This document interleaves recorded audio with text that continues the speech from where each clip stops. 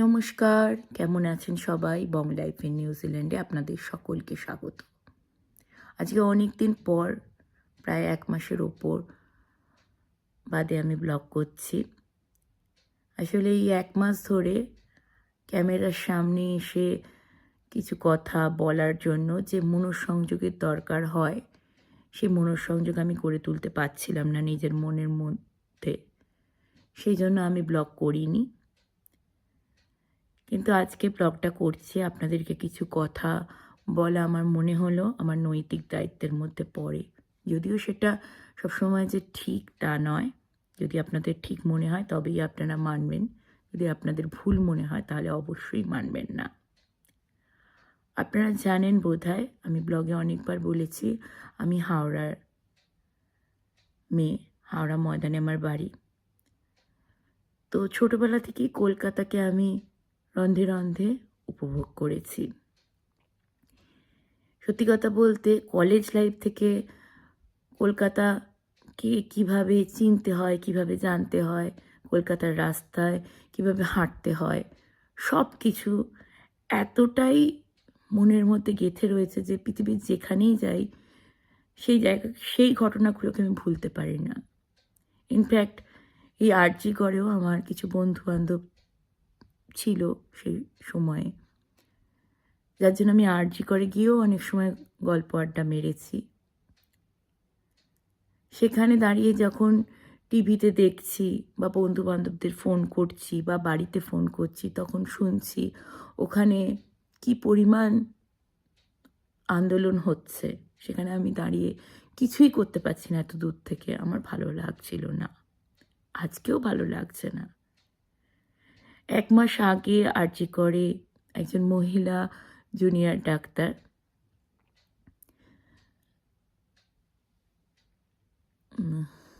ডিউটিরত অবস্থায় রেপ হন এবং তারপর মার্ডারও হন। সেসব খবর আপনারা সবাই সব কিছু জানেন। আমি যেটা বলতে চাই সেটা হলো, যখন ১ মাস আগে ১৪ই আগস্ট প্রথম এই ধরনের আন্দোলন শুরু হয়, আমি নিজে যেহেতু চরমপন্থীতে বিশ্বাসী, মিথ্যে কথা বলবো না, আমি সেদিন ভাবিনি যে জুনিয়র ডাক্তাররা ১ মাস ধরে তাদের এই আন্দোলনকে টিকিয়ে রাখতে পারবেন বলে। তাদের কাছে আমি ক্ষমা চাইছি। কিন্তু দেখলাম তারা সেটা পারলেন। তো আমার এখন যেটা মনে হয় যে আমাদের সময় এসেছে তাদের পাশে এবার দাঁড়ানোর। আসলে অনেক দিন ধরে যদি খুব ভালো কিছু পড়াশোনা করেন বা খুব ভালো যেকোনো কাজ করেন, রান্না করেন, খুব ভালো করছেন, কিন্তু তার সত্ত্বেও যদি পেছন ফিরে দেখেন যে আপনার পাশে কেউ নেই, কেউ আপনাকে বাহবা দিচ্ছে না, তখন নিজের মন থেকেই একটা হতাশা চলে আসে। মনে হয় ধুৎ আর করব না। সেই হতাশাটা যাতে না আসে ডাক্তারদের, তারা যাতে পিছন ফিরে দেখেন অনেক অনেক লোক তাদেরকে সাপোর্ট করার জন্য দাঁড়িয়ে আছেন। তারা যাতে ভেঙে না পড়েন, তারা যাদেরকে একলা বলে মনে না করেন, সেই জন্যই আমি আজকের এই ব্লগটা করছি। আমি তাদের পেছনে আছি, সেটা তাদের জানাতে চাই।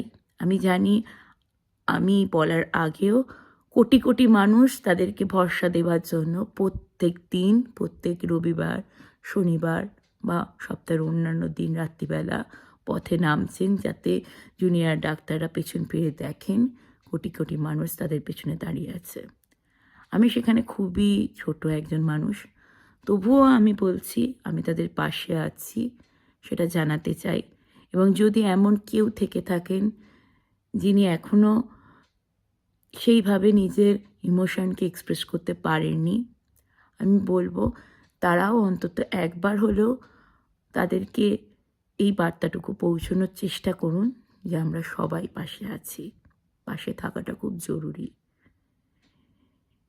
এই জাস্টিস চাওয়ার ব্যাপারটা কিন্তু শুধুমাত্র ডাক্তারদের জন্য নয়, এটা কিন্তু সবার জন্য। এমন কোনো মেয়ে নেই যাকে আপনি প্রশ্ন করলে সে উত্তর দিবে যে ছোট থেকে আজকে তার যত বছরই বয়স হোক না কেন, তাকে কখনোই কোনো সেক্সুয়াল হ্যারাসমেন্টের মধ্যে দিয়ে যেতে হয়নি। তাই আমি একটা কবিতা লিখলাম, বোঝাতে চাইলাম আমার নিজের মনের ইমোশনটা। আপনারা সবাই দয়া করে পাশে থাকুন, ব্যাস এটুকুই। ভালো থাকবেন। শুনতে চাও তো নারীর গলার স্বর? কি শুনতে চাও তো?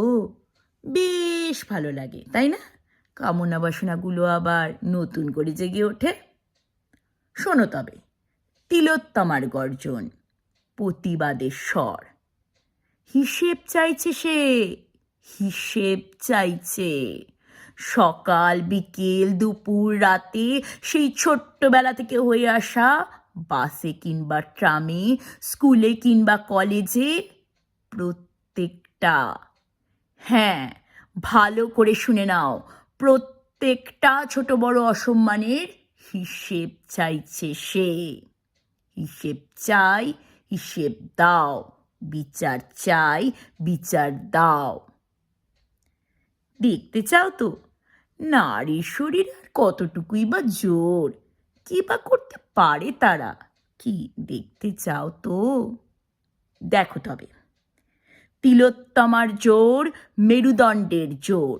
হিসেব চাইছে সে, হিসেব চাইছে। যৌনতা কি বোঝার আগে কেন পড়েছে হাত স্তনে কিংবা যোনিতে? কেন পড়েছে হাত?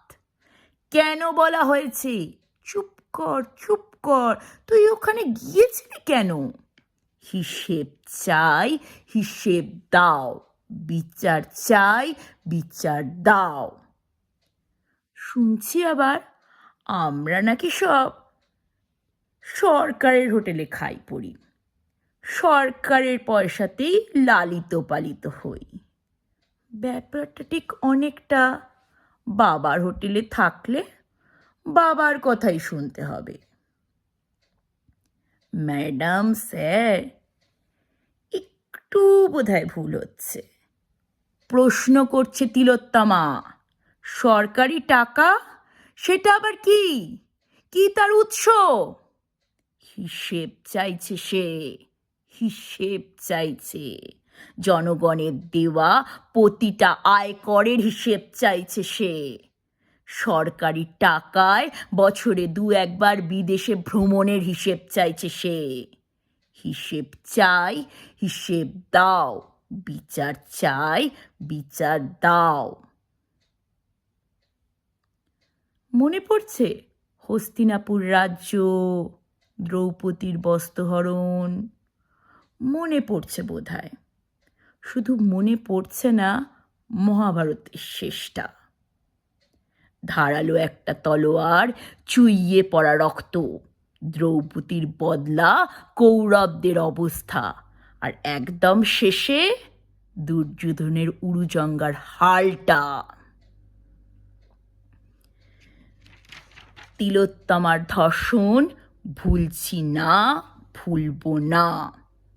ধারালো একটা ছুরি, চুইয়ে পড়া রক্ত, আন্দোলনের স্বর জোরালো হচ্ছে আরো।